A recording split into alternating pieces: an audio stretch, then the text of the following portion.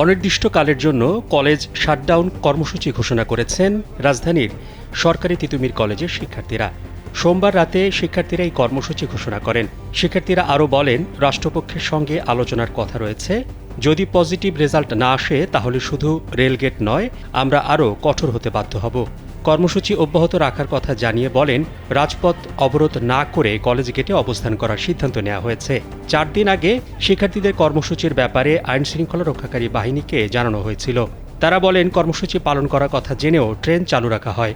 মহাখালী পয়েন্টে ট্রেন আসলে ট্রেনের গতি বাড়িয়ে দেওয়ার কারণে কয়েকজন শিক্ষার্থী আশেপাশে পড়ে যায়। এতে 12 জন শিক্ষার্থী আহত হবার দাবি করেন তারা। বাংলাদেশের একমাত্র মাল্টিন্যাশনাল টাইলস ব্র্যান্ড আরএকে সিরামিক্স। আহত হওয়ার কারণে 2-1 জন ক্ষোভ প্রকাশ করে ঢিল ছুঁড়েছে। তারা বলেন, এ নিয়ে আমরা দেশবাসীর কাছে ক্ষমা চাচ্ছি। অনেকেই বলছেন, তিতুমীরের সন্ত্রাস বাহিনীর হামলায় অনেকে আহত হয়েছেন। এখানে কোনো সন্ত্রাসী বাহিনী নেই।